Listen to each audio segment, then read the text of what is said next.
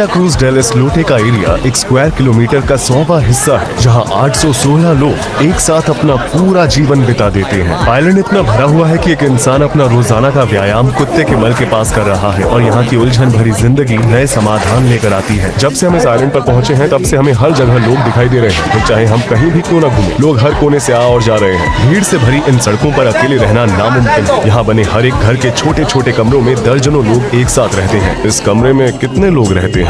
करीब 10।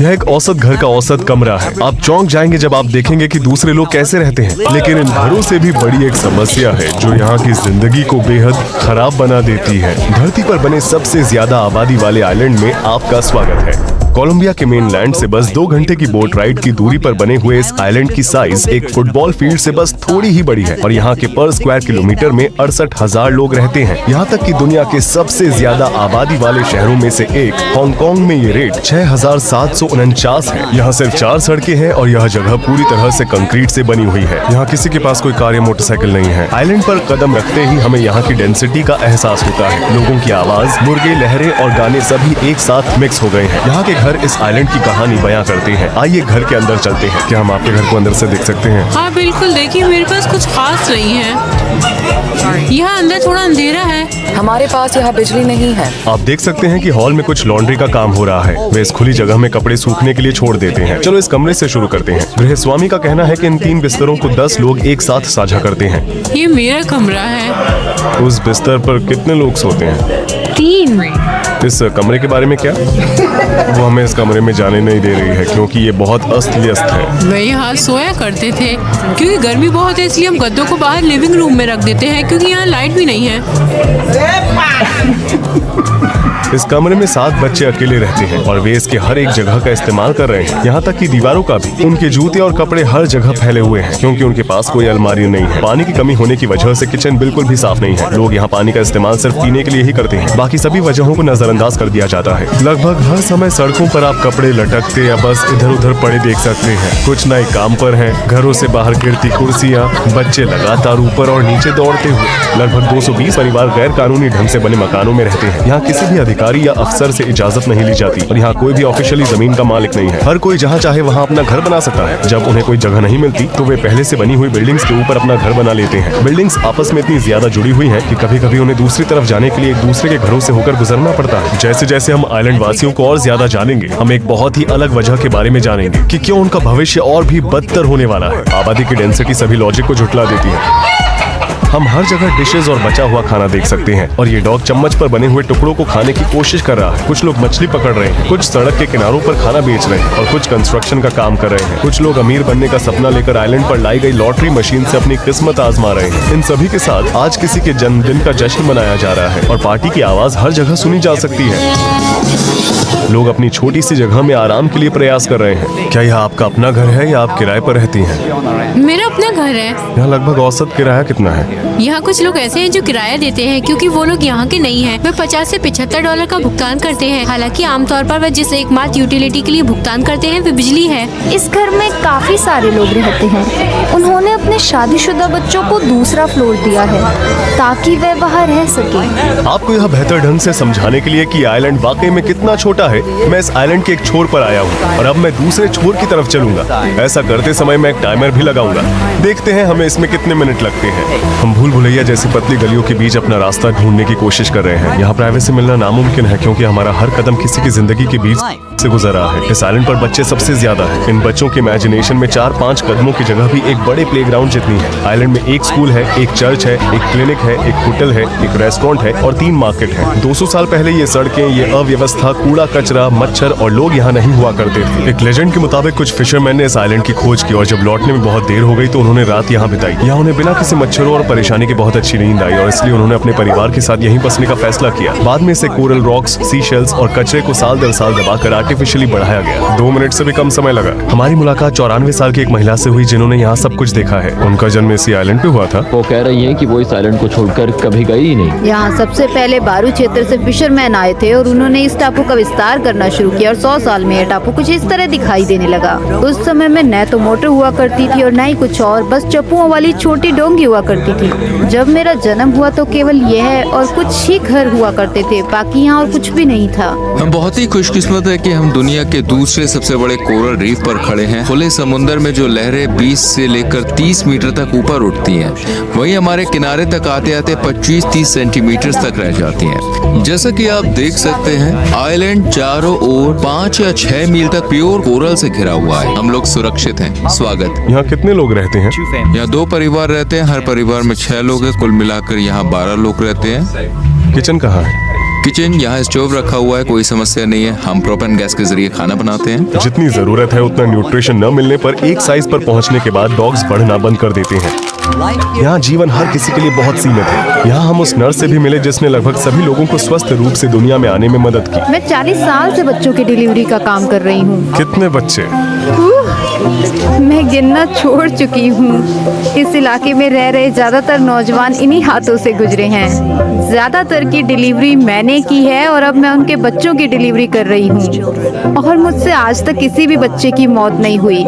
उल्टी, तेज बुखार या दस्त होने पर बच्चे मेरे पास आते हैं और मैं उन्हें बताती हूँ कि उन्हें क्या करना चाहिए और कौन सी दवाई लेनी चाहिए। आइलैंड पर मॉडर्न हेल्थ केयर सर्विस न होने की वजह से इमरजेंसी सिचुएशन के लिए खतरा काफी बड़ा है, लेकिन जैसा कि आप वीडियो के अंत तक समझ जाएंगे, उनकी असली समस्या बहुत ज्यादा महत्वपूर्ण है। वैसे स्थानीय लोगों के अनुसार आइलैंड पर जीने की औसत दर 85 से 90 वर्ष है। मेरी बहन की मौत 103 साल की उम्र में हुई थी। लोग अपनी जान गंवाने के बाद ही इस जगह से दूर जा पाते हैं, क्योंकि इस आइलैंड पर कोई कब्रिस्तान नहीं है जहां लोग अपनों को दफना सके, क्योंकि उनके पास गड्ढा खोदने के लिए कोई जमीन ही नहीं बची है। चौक के चारों ओर लाशों को घुमाकर एक सेरेमनी की जाती है। उसके बाद उन्हें एक नाव में बैठाकर मेनलैंड पर ले जाया जाता है और वहाँ दफनाया जाता है। यहाँ लड़कियों की शादी करने या बच्चा पैदा करने की औसतन उम्र क्या है? आमतौर पर लड़कियों की उम्र लगभग 16 साल की होती है जब वे अपने बच्चे को जन्म देती हैं।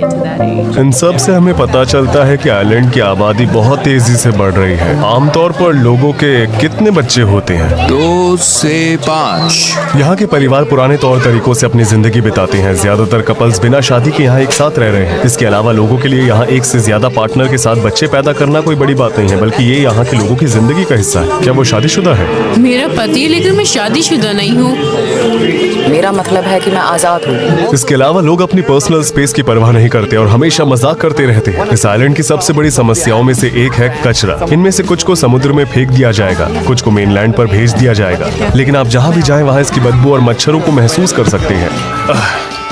ये शूट कर रहा है। ज्यादातर कचरे को समुद्र में फेंक दिया जाता है। बिना सोचे समझे लोग अपने सारे कचरे को पानी में फेंक देते हैं, जिसे वे अपना डंपिंग ग्राउंड की तरह देखते हैं। प्लास्टिक, कांच और धातु के टुकड़े। लेकिन इसके बाद आप जो देखेंगे वो देखकर आपको और भी अजीब लगेगा। अविश्वसनीय रूप से समुद्र के तल पर एक शौचालय भी है। इस प्रदूषण में तैरते केकड़े निवासियों के लिए कुछ महत्वपूर्ण खाने के स्रोत है, और इन टूटे हुए पिंजरों का उपयोग इन जीवों का शिकार करने के लिए किया गया था। आप कुछ प्लास्टिक बैग समुद्र में देख सकते हैं। लोग मछली पकड़ रहे हैं और ये महिलाएं अपने कपड़े धो रही हैं। यहाँ जीवन अव्यवस्थित है। यहाँ बिजली और पीने का पानी मिलना काफी हद तक मौसम पर निर्भर करता है। यहाँ सोलर पैनल्स लगे हुए हैं। इस तरह वे आइलैंड पर बिजली बनाते हैं। हमारे पास 380 सोलर पैनल्स और 180 बैटरीज है, जिससे हमें हर चीज के लिए एनर्जी मिलती है। जिस दिन धूप खिली हुई होती है उस दिन दोपहर 12 बजे से लेकर शाम 5 बजे तक बिजली दी जाती है। क्या कुछ ऐसा है जो वो इस आइलैंड के बारे में बदलना चाहती हैं? बिजली के बारे में कुछ करना चाहेगी। आज हमें बिजली के बिना 4 दिन हो गए हैं। सारी ड्रिंक्स गर्म है। आप यहाँ टमाटर और मिर्च को देख सकते हैं। क्योंकि यहाँ बिजली की कमी है इसलिए ये ज्यादा ताज़ा नहीं है। ये पावर जनरेटर काम कर रहे हैं। लोगों को जिस भी चीज की जरूरत होती है वो सब कुछ यहाँ के 3 मार्केट्स में मौजूद है, यहाँ तक कि दवाइयाँ भी। यह आइलैंड का ट्रेडिंग सेंटर है। यहाँ एक और दुकान है। आप कुछ टी शर्ट्स या शॉर्ट्स खरीद सकते हैं। यहाँ हवा बहुत ज्यादा है। हवा द्वारा लाया गया नमक हमारे उपकरणों को बहुत ज्यादा नुकसान पहुँचाता है। यहाँ सबसे ज्यादा स्ट्रगल पीने के पानी के लिए करनी पड़ती है, क्योंकि यहाँ नल का पानी नहीं आता। जैसा कि आप देख सकते हैं, वे इन पाइप से बारिश का पानी इकट्ठा करते हैं। पानी की एक भी बूंद को वेस्ट नहीं किया जाता। पीने का पानी हमें बहुत परेशानी होती है। वहाँ हेल्थ सेंटर के नीचे हमारे पास एक कम्युनिटी टैंक है, जिसे हम आइलैंड के लंग्स भी कहते हैं। जिस दिन यहाँ बारिश होती है उस दिन हर कोई खुशी से पार्टी करता है। यहाँ हमें सूखा पड़ने से डर लगता है। यहाँ थोड़ी सी बारिश होने में भी 7 से 8 महीने लग जाते हैं। हम उस कीमती पानी को स्टोर करते हैं और फिर हम इसे सभी परिवारों में बांट देते हैं। नेवी हमारी समस्या को समझती है। उन्होंने मेयर के ऑफिस को अपनी शिप्स का यूज करने दिया ताकि वे हमारे लिए पानी ला सके। अभी हमारे पास थोड़ा पानी है, बारिश की वजह से टैंक भरे हुए हैं। इसके अलावा आइलैंड पर कोई सीवेज सिस्टम नहीं है। भले ही बारिश का आना एक गुड न्यूज हो क्योंकि इससे पीने का पानी मिलता है, लेकिन यही बारिश लोगों की जिंदगियों को अस्त व्यस्त कर देती है क्योंकि आइलैंड का ज्यादातर हिस्सा सॉलिड नहीं है। इसलिए तूफान या भारी बारिश की वजह से घरों और सड़कों में बाढ़ आ जाती है। इस आइलैंड के बारे में उन्हें क्या पसंद नहीं है? एक चीज जो मुझे इस आइलैंड के बारे में पसंद नहीं है वो है बरसात का मौसम।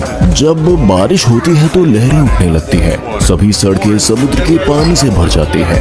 ज्यादातर ऐसा सितंबर और अक्टूबर के महीनों में होता है। अगर इन घरों में ये ऊंचे फ्लोर्स नहीं होते तो बारिश का पानी कमरों में घुस सकता था।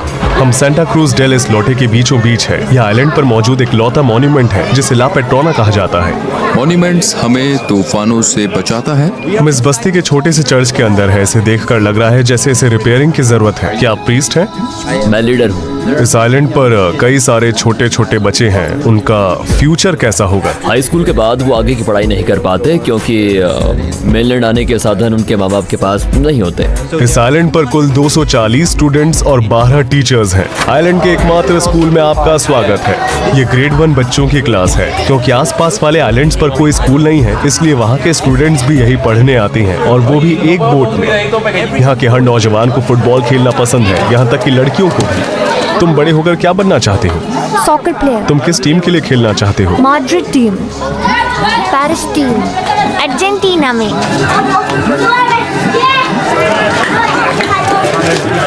यहाँ के लोग टूरिज्म के जरिए अपना गुजारा कर रहे हैं। नेशनल पार्क के रूप में क्वालिफाइड होने की वजह से ये आइलैंड एंट्रेंस फीस के लिए $2.5 चार्ज करता है। हर रोज इन सैकड़ों टूरिस्ट के आने की वजह से सड़कों पर बहुत ज्यादा भीड़ देखने को मिलती है। हमारे लिए टूरिस्ट ईश्वर का वरदान है। वे डायरेक्टली या इनडायरेक्टली हमारे लिए एम्प्लॉयमेंट का साधन है। जैसे कि मैं एक बारटेंडर हूँ। यहाँ लोगों की औसतन सैलरी या प्रॉफिट क्या है?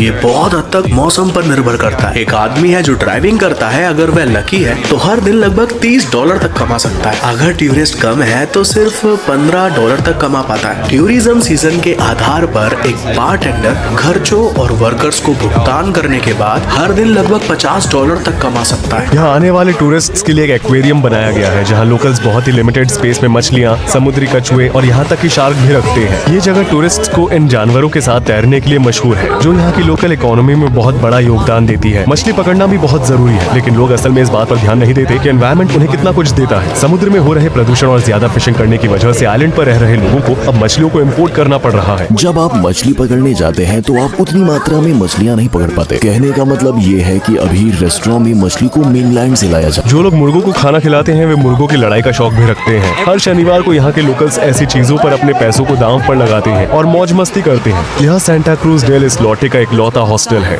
यहाँ आने वाले टूरिस्ट्स के लिए एक शांति भरा माहौल बनाया गया है। यह भीड़ भी एक शांति की जगह है। इतनी भीड़ होने के बावजूद आइलैंड पर न तो सिक्योरिटी के लिए कोई पुलिस ऑफिसर है और न ही कोई कानून, क्योंकि यहाँ हर कोई एक दूसरे को जानता है, इसलिए उन्हें इसकी जरूरत नहीं है। देखो, हम यहाँ को 800 लोग रहते हैं और हमारे पास कोई पुलिस नहीं है, इसीलिए आपको यहाँ चोरी, लूटपाट या कोई चाकू मारते हुए नहीं दिखेगा। हम यहाँ शांति से रहते हैं। यहाँ के बुजुर्ग ही हमारी पुलिस है। हम यहाँ सभी को सम्मान देते हैं। अगर कभी कोई झगड़ा, गलतफहमी या लड़ाई हो जाती है तो यहाँ के बुजुर्ग तय करते कि कौन सही है और फिर सलाह देते हैं। उसके बाद हम मन में बिना किसी कड़वाहट के सब कुछ भूल कर वापस पहले की तरह बन जाते हैं। क्या वो कहीं और जाना चाहते हैं?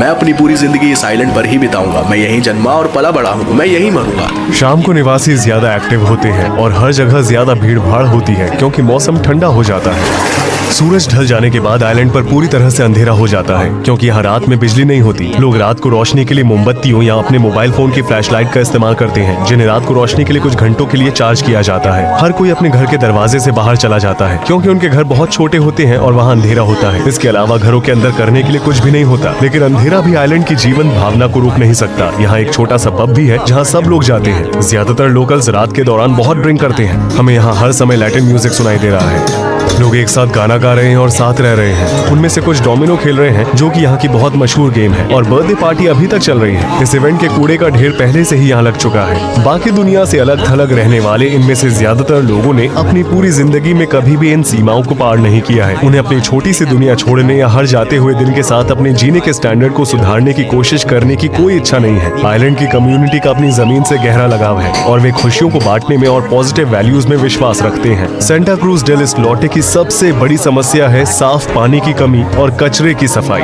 ये आइलैंड ज्यादा लोगों को जगह देने की हालत में नहीं है। तमाम परेशानियों के बावजूद लोग एक बड़े परिवार की तरह एक दूसरे से जुड़े हुए हैं और खुश हैं। इस डॉक्यूमेंट्री को देखने के लिए धन्यवाद। मेरे YouTube चैनल को सब्सक्राइब करना न भूलें। मिलते हैं अगले वीडियो में।